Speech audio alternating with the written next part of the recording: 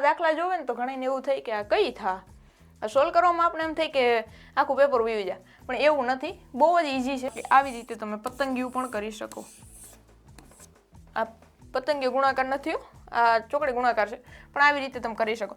ભાગાકાર ને ગુણાકાર આપણે આ જે આખો દાખલો છે એ સોલ્વ કરવા બેસીએ ને તો આખું પેપર વયું જાય. આવી રીતે નહીં, આપણે આપણી રીતે સોલ્વ કરવા જઈએ.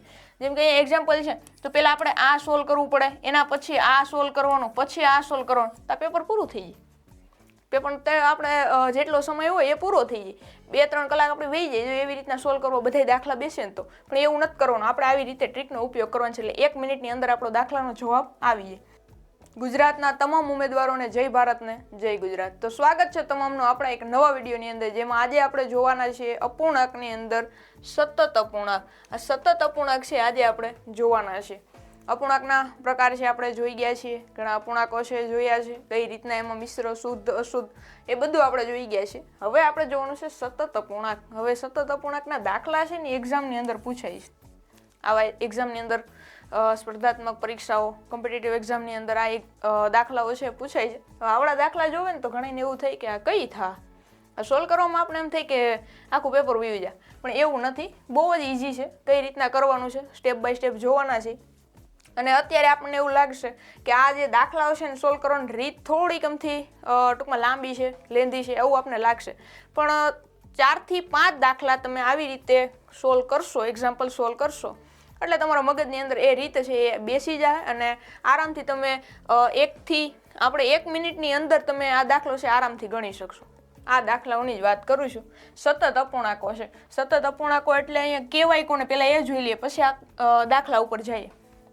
જે અપૂર્ણાંકના છેદમાં બીજો અપૂર્ણાંક અને તેના છેદમાં ત્રીજો અપૂર્ણાંક આમ સતત અપૂર્ણાંક હોય તો તેને સતત અપૂર્ણાંક કહે છે.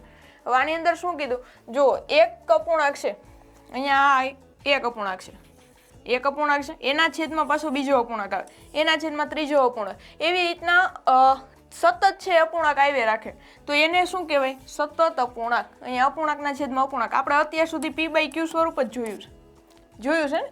કઈ રીતે હોય, અહીંયા આપણે 2/4 જોયું છે, 6/7 જોયું છે, પણ હવે આને વધીને આપણે શું જોયું હોય, 6/7 હોય અને 6/3. આવી રીતે આપણે આગળ જે આવ્યું હતું ને p/q સ્વરૂપ છેદમાં a/b, b છે એ આપણે થોડોક સ્મોલ રાખશું.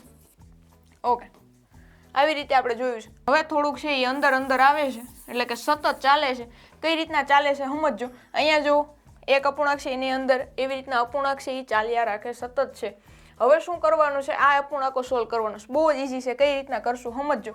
1 by 1 સ્ટેપ છે એ જરીક જોતા જાજો કઈ રીતના આપણે કરીએ છીએ. આ અપૂર્ણાંક છે એ થોડોક અઘરો છે, પ્રમાણમાં થોડોક અઘરો છે. તમે અત્યાર સુધી જોયો હશે તો આવો જોયો હશે. 1 - 1 ના છેદમાં, પછી એના છેદમાં અહીંયા આવે, પછી અહીંયા 2 આવે. આવી રીતનું તમે અપૂર્ણાંક જોયો છે. અહીંયા એકડા વધારે હોય, દેખાય છે ને અહીંયા એકડા, પણ આપણે છે એકડા સિવાયની વાત કરશું. આ અપૂર્ણાંક થોડોક અમથો અઘરો છે. આ આવડી જાય તો ઓલું તો બધું પછી મમરા લાગશે કે આ તો આપણે આવડે છે. જોઈએ સૌથી પહેલા. ઓકે, અહીંયા પહેલા સૌથી પહેલા જોવાનું અહીંયા કેટલા લેયર છે. 1, 2 અને 3. નિશાની ઉપર હાલવાનું, બીજે ક્યાંય નથી જવાનું. હવે નિશાની ઉપર જવાનું એટલે અહીંયા 1, 2 ને 3. હવે એ આપણે ખબર પડી ગઈ. સૌથી પહેલા આ જે છેલ્લો અપૂર્ણાંક છે ત્યાંથી ચાલુ કરવાનું. જે છેલ્લો અપૂર્ણાંક આપેલો હોય ને લાસ્ટમાં એનેથી ચાલુ કરવાનું. કઈ રીતના કરવાનું, અહીંયા અંશ છે અને આ એનો છેદ છે. આને છે નોખા લખી નાખવાનું. આ અંશને છેદ સ્વરૂપે છે, p/q સ્વરૂપે છે, આને અલગ અલગ કરી નાખવાના. કઈ રીતના કરશું તો અહીંયા પહેલા અંશ લખી નાખવાનો, એની બાજુમાં 6 એટલે કે છેદ લખી નાખવાનો. હવે શું કરવાનું, હવે જો અહીંયા -4 ને એવું બધું આપેલ છે, થોડુંક નીચે લખીએ, અહીંયા 2 અને અહીંયા 6. હવે જે આપેલ છે ને -4 +6 -2, આ નિશાનીઓનું ટૂંકમાં ખાસ મૂલ્યમાં ધ્યાન રાખવાનું કે નિશાનીઓ છે એ કોઈ આમ તેમ થવી જોઈએ નહીં. હવે શું કરવાનું, ઓકે, આવી રીતના આપણે અલગ અલગ કરી નાખ્યું. હવે કરવાનું અહીંયા -4 +6 અને -2 એવી રીતના 3 છે તો અહીંયા આપણે 3 લખશું. અહીંથી ચાલુ કરીએ. 4 કેવા છે, માઇનસ, એના પછી તો કે 6, આ 6 ની વાત છે, કેવા છે, પ્લસ, એના પછી 2 કેવા છે, માઇનસ. આવી રીતના અહીંયા 3 છે એ જગ્યા આવી રીતના આપણે કરી નાખવાની. ઓકે, સમજાય છે કઈ રીતના? અહીંયા આપણે અંશ અને છેદને પહેલા નોખા કરી નાખવાનો. અંશ પહેલા લખવાનો, બાજુમાં છેદ લખવાનો. એના પછી જે અહીંયા આપણે 1 2 3 ગણ્યા હતા, અહીંયા જે બાજુમાં પૂર્ણાંક સ્વરૂપે આપેલું હોય એને આપણે ઉપર લખી નાખવાનું. ઓકે, આ જે છે ને અહીંયા આ ભાગાકારમાં આવશે અને આ જે અહીંયા છે એ ગુણાકારમાં આવે.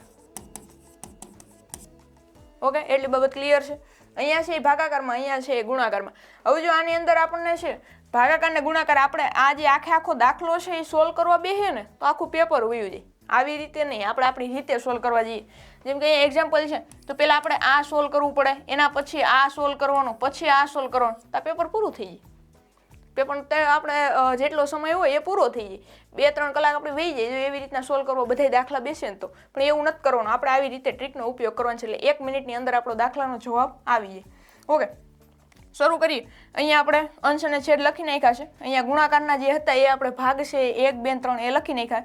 વધ્યું હું તો આ 4 અને 2 વધ્યા. શું કરવાનું? નીચેથી જ ઉપાડવાનું. ઉપર આપણે ક્યાંય જવાનું, નીચેથી ઉપાડવાનું. શું કરવાનું? અહીંયા જે લખ્યું હતું, અહીંયા જે આપણે 4 લખ્યા હતા સૌથી પહેલાં, એની બાજુ એની નીચે આવી રીતના 2 લખી નાખવાનું. કારણ કે ભાગાકારમાં છે, ભાગાકારમાં છે એટલે અહીંયા છેદમાં આવશે. એના પછી બીજું છે તો એની નીચે 4 આવી રીતે લખી નાખવાનું. કંઈ અઘરું નથી. કરવાનું શું છે? સૌથી પહેલાં હજી એકવાર અંશ છેદને નોખા કરી નાખવાના. અહીંયા જે આ જેટલા લેયર આપેલો હોય એને ઉપર લખી નાખવાના. અહીંયા જે ભાગાકાર સ્વરૂપે આપેલો હોય, અહીંયા જે આ બાજુ આપેલા હોય એ અહીંયા લખી નાખવાના નીચે 1 by 1. અહીંયા જે પેલો લખ્યું હોય ને એની નીચેથી ચાલુ કરવાનું. ઓકે, એટલું બધાને ક્લિયર? હવે શું કરવાનું? હવે ગુણાકાર સરવાળો હવે બધું થાય. કઈ રીતના કરવાનું છે જો, સૌથી પહેલાં અહીંયાથી ચાલુ કરશું. અહીંયા 6 થી આનો બંનેનો ગુણાકાર, આ બંનેનો ગુણાકાર, એની અંદર જો અહીંયા જે નિશાની માઇનસ હશે તો આ પદ માઇનસ થશે, અહીંયા પ્લસ હશે તો આ પદ પ્લસ થશે. ઓકે ઓકે, હવે આ 6 અને 4 નો આપણે શું કરશું? ગુણાકાર. 6 4 કેટલા થાય? અહીંયા જુઓ, આપણે 6 ગુણ્યા આપણે શું કરશું? 4 કરશું. 6 4 કેટલા થાય? ઓકે, 24 થાય. ઓકે, 6 ગુણ્યા 4 એટલે શું આવે જવાબમાં? તો કે 24 આવે. હવે 24 આવે છે. હવે જોવાનું આપણે અહીંયા 4 ની બાજુમાં નિશાની એટલે કે માઇનસની નિશાની છે. તો અહીંયા જે 24 લખ્યા ને 24, એમાંથી આપણે માઇનસ કરવાનું. શું કરવાનું? તો જેની સાથે આપણે ગુણાકાર કર્યો હોય, અહીંયા આપણે 6 ગુણ્યા 4 કર્યું, એને આગળનું સ્ટેપ હોય ને એમાંથી માઇનસ કે પ્લસ કરવાનું. તો અહીંયા -2 કરશું. 24 માંથી 2 જશે કેટલા વધશે? ઓકે, 22 વધશે. તો અહીંયા હું લખું 22. તો હવે આપણે આનું સાદુરૂપ આપવાનું, કારણ કે 2 છે અહીંયા ભાગાકારમાં છે, આ બાજુ ભાગાકાર હોય એટલે અહીંયા ભાગાકારમાં લખ્યું છે. 11 2 22 થાય. તો અહીંયા 11 નું હવે આપણે છે ને કામ જે કાંઈ પણ કરશું ને 11 સાથે કરશું. આપણે 11 છે એનું હવે ટૂંકમાં આપણે પ્રધાન પદ આપી દેવું. 11 સાથે આપણે જે કાંઈ પણ ક્રિયાઓ કરશું એ કરશું. ઓકે ઓકે, એટલી બાબત છે બધાને ક્લિયર? હવે શું કરવાનું? ઓકે, અહીંયાથી આપણે ગુણાકાર કર્યો તો આનું કામ પૂરું થઈ ગયું. હવે જવાનું 11, જે બીજું સ્ટેપ આવ્યું એનો ને એને આગળના સ્ટેપનો આપણે ગુણાકાર કરશું.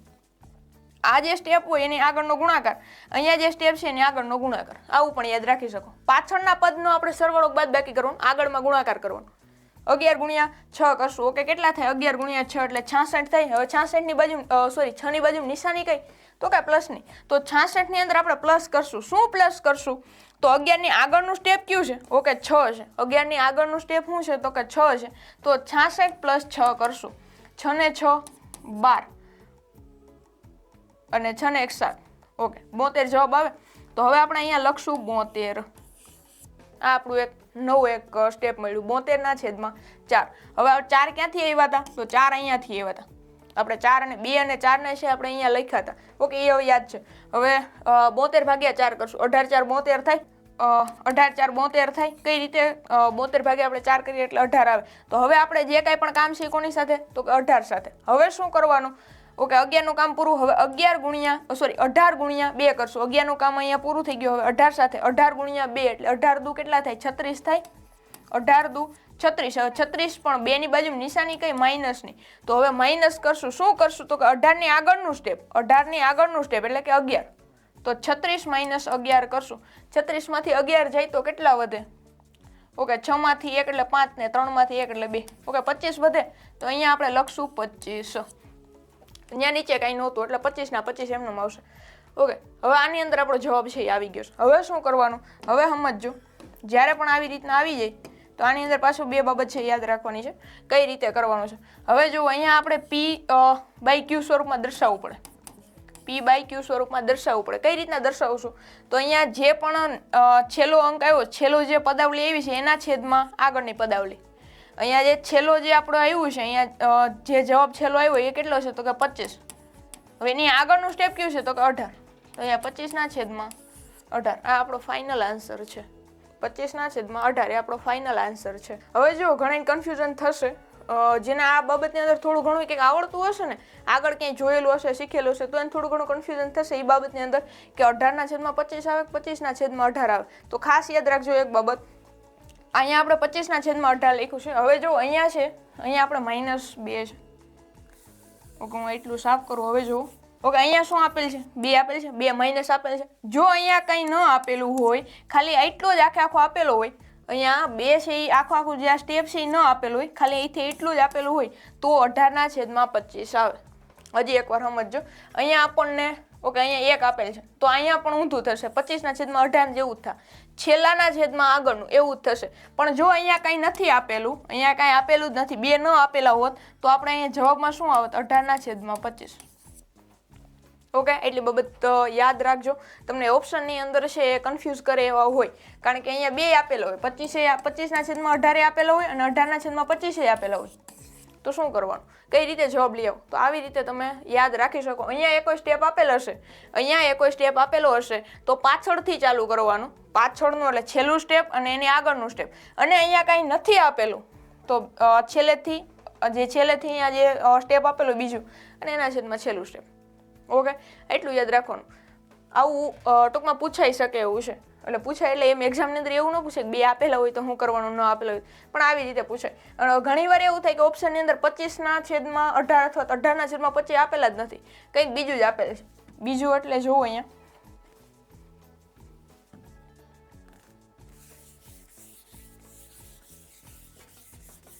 ઓકે, આનું હવે કંઈ કામ છે નહીં.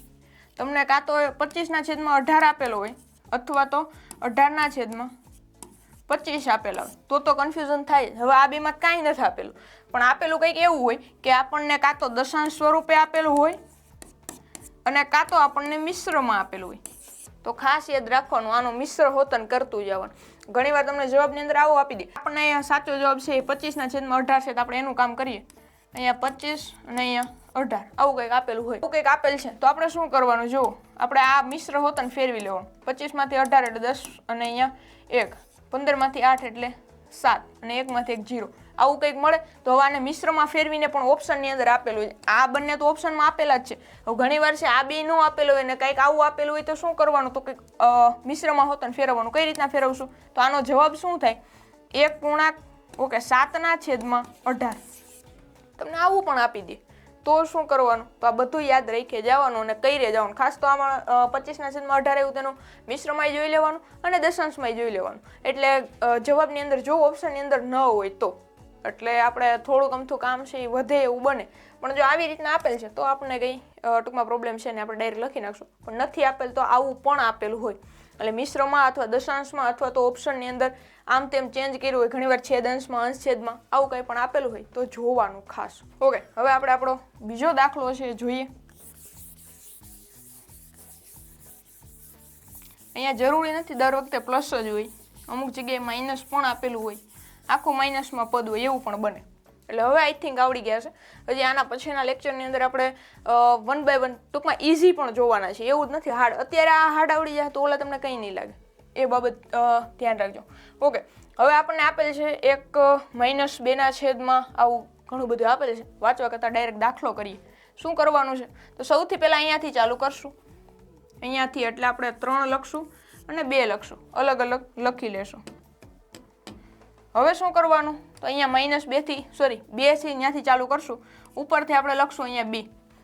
આવી રીતના લખવા કરતાં આવી રીતના લખવું, નકર -2 એટલે આપણે ડાયરેક્ટ ત્યાં ગુણાકાર કરવાને બદલે શું કરી નાખશું? માઇનસ કરી નાખશું. આવું ઉતાવળમાં એવું થઈ જાય, એટલે આવું ટૂંકમાં લખવાનું ટ્રાય કરવી. આ બાજુ શું કરવાનું? તો કે ગુણાકાર, અહીંયા ભાગાકાર, એટલું યાદ છે હવે આપણને. પછી લખવાનું 3 + 1 - ઓકે, શું વધ્યું? તો કે 3 અને 2. ઉપરથી આપણે લેવા કરતાં શું કરવાનું છે? નીચેથી લેવાનું છે, એટલે 3 અને ઓકે 2. એટલું આપણે વિધિ છે એ પહેલાં કરી જ નાખવાની. કેમ આપણે કાંઈ પણ પૂજાને એવું કરવાનું તો અગાઉ આપણે સામગ્રી મૂકી દઈએ, આ એટલું મૂકી દેવાનું, આ વિધિ એટલી કરી નાખવાની, પછી આગળ વધવાનું છે. હવે શું કરવાનું, અહીંયાથી ચાલુ કરવાનું, આ બંનેનો ગુણાકાર, એમાંથી આ માઇનસ, 2 2 4 2 2 4 અને માઇનસ છે એટલે આગળનું સ્ટેપ છે માઇનસ થશે, 2 2 4 આગળનું સ્ટેપ એટલે 3 છે માઇનસ થશે, 4માંથી 3 જાય, કેટલા વધે, ઓકે 1 વધે. હવે લખો 1. હવે શું કરવાનું, આનું કામ પતી ગયું. અહીંયા જો અપૂર્ણાંક આવ્યો. હવે અત્યારે આપણે આગળના દાખલાની અંદર અપૂર્ણાંક આવતો તો છેદ ઉડી જતા હતા, હવે અહીંયા છેદ ઉડતા નથી. હવે થોડુંક અમથું ટ્રિકી છે, કઈ રીતના જુઓ, 1/3 ગુણ્યા 3 કરવાનું છે, 1/3, ઓકે સમજતા જાજો, ગુણ્યા 3, ઓકે. હવે શું કરવાનું છે, 1/3 ગુણ્યા 3 કરવાનું, એની અંદર પ્લસ કરવાનું છે આગળનું, એટલે કે 2 પ્લસ કરવાનું. એની પહેલા આનું આપણે સાદું રૂપ આપી દઈએ, ઓકે. અહીંયા કાંઈ નહીં હોય તો 1 હશે, બાકી તમે આવી રીતે પણ કરી શકો. જવાબ શું મળે, 1.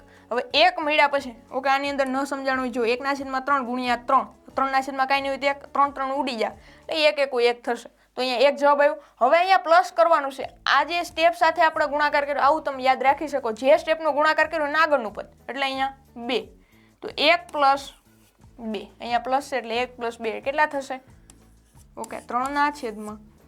આવું કંઈક મળ્યું, બધાનું કામ પૂરું થઈ ગયું. હવે જવાનું છે 3/2 ગુણ્યા 1 કરવા, ઓકે. 3/2 ગુણ્યા કેટલા છે, ઓકે 1 છે, 1/, કંઈ નહીં હોય તો 1. અને એટલું બધું લાંબુ કરવું જ ન પડે, કારણ કે હવે આપણને ખબર હોય કોઈ પણ સંખ્યાનો ગુણાકાર છે આપણે એક સાથે કરીએ તો આપણે જવાબમાં શું મળે, એ જ સંખ્યા મળે, એટલે કે 3/2 જ મળવાની છે, ઓકે. હવે 3/2 તો મળી ગયા છે, પણ કંઈક કરવાનું છે હજી. શું કરવાનું, તો કે માઇનસ કરવાનું છે, ઓકે. માઇનસ તો કરવાનું, પણ શું માઇનસ કરવાનું, તો માઇનસ કરવાનું આ જે સ્ટેપ સાથે ગુણાકાર કર્યો એનું આગળનું, એટલે કે 1/3, ઓકે. 1/3 માઇનસ કરવાનું. હવે શું કરશું, છેદ સરખા કરવા હોય તો છેદ સરખા કરી શકો, બાકી આવી રીતે તમે પતંગિયું પણ કરી શકો. આ પતંગિયું ગુણાકાર નથી, આ ચોકડી ગુણાકાર છે, પણ આવી રીતે તમે કરી શકો. શું કરવાનું, 3 ગુણ્યા 3 એટલે 9 માઇનસ 2 1 2, વચ્ચે માઇનસની નિશાની આવશે કારણ કે માઇનસ છે, ઓકે. નીચે 2 3 6, ઓકે. 9માંથી 2 જશે તો કેટલા વધશે, ઓકે 7, 7/6, આવું કંઈક મળે છે, ઓકે. 7/6, તો અહીંયા લખશું 7/6.